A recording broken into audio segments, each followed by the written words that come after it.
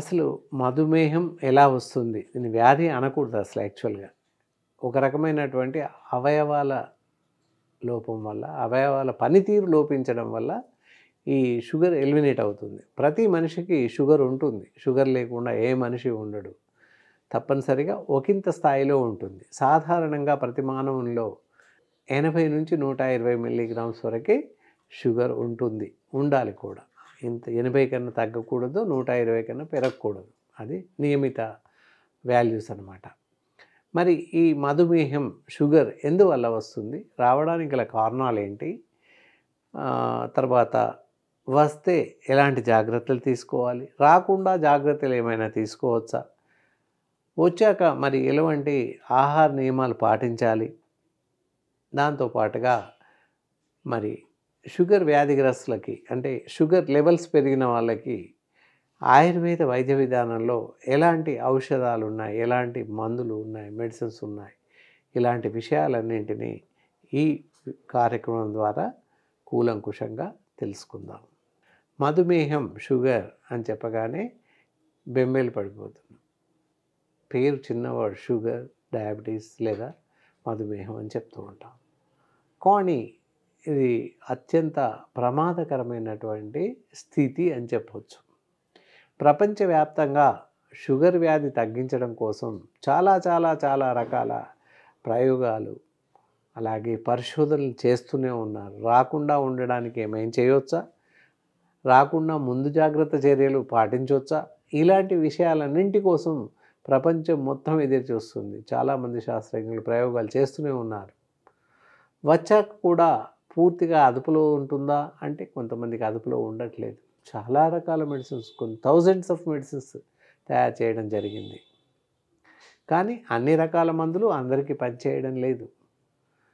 ఎందువల్ల అని చూసినట్లయితే వారి యొక్క శరీర తత్వాన్ని, వారి శరీర స్థితిని బట్టి మందులు పనిచేయడం లేదు, మందులు పనిచేస్తున్నాయని చెప్పచ్చు. మరి ఈ షుగర్ వ్యాధి, డయాబెటీస్ వ్యాధి ఎందువల్ల వస్తుంది కొంత తెలుసుకోవాలి మనం. మన శరీరంలో ప్యాంక్రియా డక్ట్స్ అని చెప్పేసి ఉంటాయి. Pancreas ducts releases insulin hormone. మానవుని శరీరం హార్మోన్ల నిలయం అని చెప్పాలి. అలాగే insulin is the one of the hormone. అక్కడ ప్యాంక్రియా డక్ట్స్లో ఇన్సులిన్ అనేటటువంటి హార్మోన్ రిలీజ్ అవుతూ ఉంటుంది. ఆ hormone, that insulin hormone will be regulate to the sugar లెవెల్ని కంట్రోల్ చేస్తుంది. కాబట్టి ఇన్సులిన్ హెచ్చుతగ్గులు, ఇన్సులిన్ స్థాయి కరెక్ట్గా రక్తంలో ఇన్సులిన్ రిలీజ్ కాని పరిస్థితుల్లో రక్తంలో షుగర్ స్థాయిలు పెరిగిపోయే అవకాశం ఉంది. డిస్ఫంక్షన్స్ ఆఫ్ ఇన్సులిన్ హార్మోన్ అని చెప్పేసి చెప్పవచ్చు. మరి ఈ స్థితి ఎందుకు వస్తుంది అని చూసినట్లయితే ఇప్పుడున్నటువంటి జీవన విధానం, జీవన సరళి సరిగ్గా లేదని చెప్పాలి. పూర్వకాలంలో 40 ఏళ్ళు దాటితే 50 ఏళ్ళు దాటిన వాళ్ళకి మాత్రమే షుగర్ వస్తుంది అని చెప్పేవాళ్ళం, చూసేవాళ్ళం, తెలిసేది. ఇప్పుడు అలా కాదు, ఏ వయసు వారికైనా వస్తుంది. పుట్టుకతో వస్తుంది. కొంతమందికి 15 ఏళ్లకు, 16 ఏళ్లకు, 20 ఏళ్లకు అలా మధుమేహం వస్తుంది. బాధపడుతూ వెళ్ళాల్సిన పరిస్థితి ఉంది. మరి అలా రావడానికి కారణాలు ఏంటి అని చూసినట్లయితే మనం తీసుకునేటటువంటి, జీవిస్తున్నటువంటి జీవన శైలి, తీసుకున్నటువంటి ఆహార పద్ధతులు, ఇవన్నీ కారణమని చెప్పవచ్చు. ఎంతసేపు మనం అసంబద్ధమైనటువంటి ఆహారం, అసంబద్ధమైనటువంటి దినచర్యలు, అసంబద్ధమైనటువంటి నిద్ర, ఇవన్నీ కూడా ప్రధాన కారణాలని చెప్పాలి. ఏదో జాబ్ చేస్తున్న వాళ్ళు కొంతవరకు నైట్ డ్యూటీ చేస్తారని చెప్పుకోవచ్చు. కార్మికులు అవ్వచ్చు, కర్షకులు అవ్వచ్చు. ఇప్పుడు వచ్చేసి సాఫ్ట్వేర్ జాబ్ ఎంప్లాయీస్ కూడా నైట్ డ్యూటీ చేస్తున్నారు. అంతకుముందే పూర్వమే ఫ్యాక్టరీలో పనిచేసే కార్మికులంతా కూడా నైట్ డ్యూటీ చేస్తారు. సాఫ్ట్వేర్లో నైట్ డ్యూటీ చేస్తున్నారని మనకు తెలుసు. కానీ ఎప్పటి నుండో కూడా చాలా పరిశ్రమల్లో నైట్ డ్యూటీ చేసే కార్మికులు ఉన్నారు. వాళ్ళు కాకుండా మిగతా వాళ్ళు కూడా నిద్రపోకుండా రాత్రి 12 వరకు ఎలాంటి పని లేకున్నా 12 తర్వాత 11 తర్వాత పడుకుంటున్నారు. అదేంటంటే శరీరంలో ఉన్న అవయవాల పనితీరు పైన దెబ్బతీస్తుంది. అలా అలవాటుగా మారి ఇన్ టైంలో సరైన సమయాల్లో 8-9 గంటలకు నిద్ర రావాలన్నా రాదు. దట్ ఈస్ హ్యాబిట్గా వెళ్ళిపోతుంది. అదొక కారణం. అలాగే ఆహారం, ఏ టైంలో తింటున్నామో, ఎప్పుడు తింటున్నామో, ఎంత తింటున్నామో తెలియట్లే. ఎందుకంటే టీవీ చూస్తూ భోజనం చేయడం జరుగుతుంది. దానివల్ల ఆహారం ఎక్కువ తీసుకుంటున్నాము లేదా తక్కువ తీసుకుంటున్నాము. ఇది కూడా ప్రధాన కారణం. అలా కాక అసంబద్ధమైనటువంటి ఆహారం, ఎంతసేపు ఫాస్ట్ ఫుడ్ సెంటర్ నుంచి ఆహారం తెచ్చుకోవడం, బేకరీ నుంచి ఆహారం తెచ్చుకొని తినడం, అలాగే టిఫిన్ సెంటర్స్ నుంచి ఆహారం తెచ్చుకొని తినడం, ఇవన్నీ చేస్తున్నాం. ఇదంతా కూడా అసంబద్ధమైన ఆహారం, విషతుల్యమైన ఆహారం అని చెప్పాలి తప్పనిసరిగా.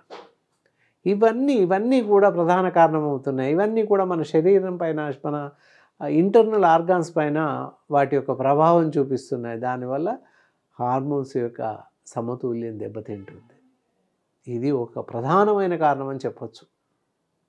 అందువల్ల ప్రతి మనిషి కూడా ఈ చెప్పినటువంటి ఆహార నియమాలు పాటించాల్సిన అవసరం ఉంటుంది. ఇంటిలో తయారు చేసుకున్నటువంటి ఆహారం మాత్రమే తినండి.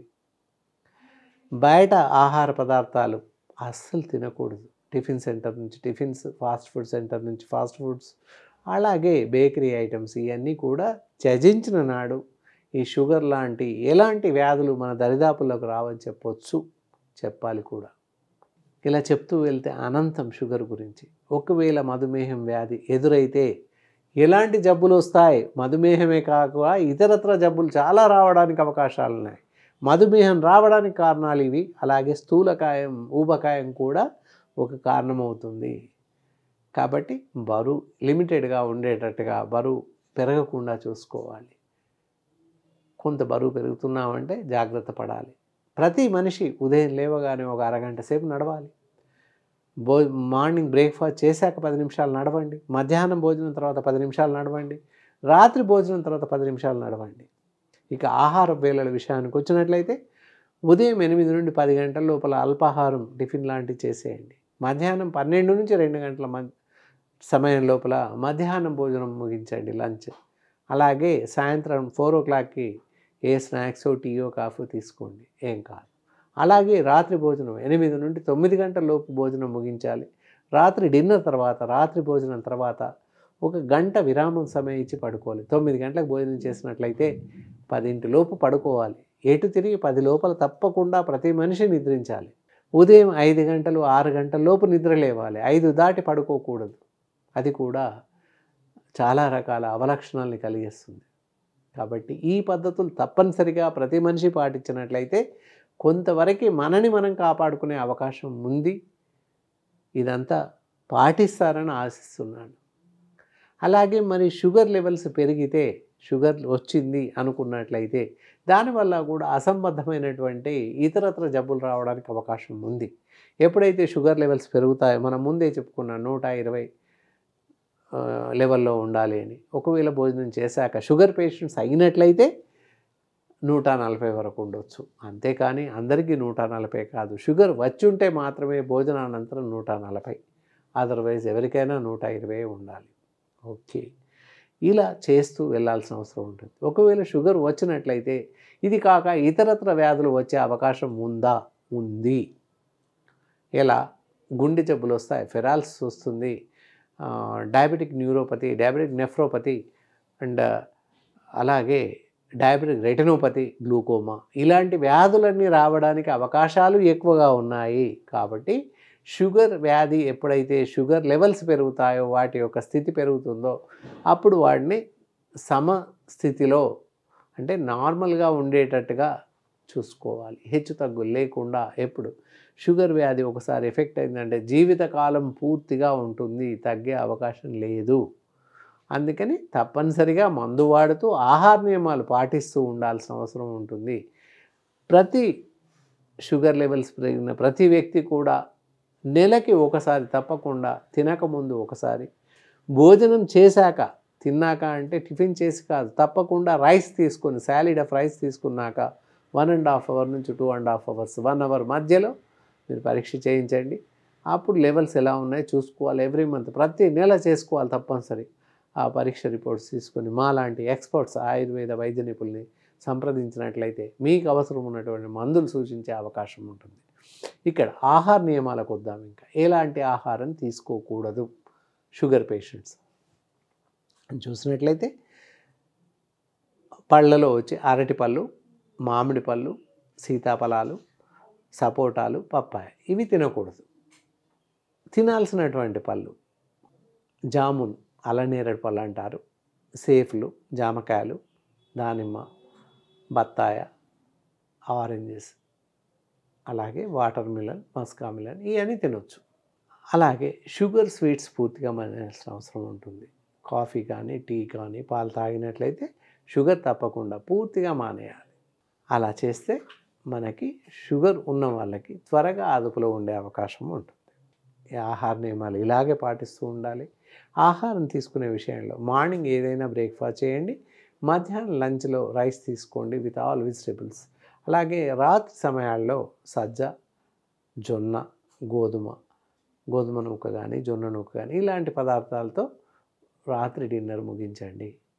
అలాగే డిన్నర్ తర్వాత మీరు తీసుకునే షుగర్ మాత్రలు, షుగర్ నిరోధించడానికి, తగ్గించడానికి ఉపయోగించేటటువంటి మందులు చెప్తాను, ఆ మందులు వాడండి.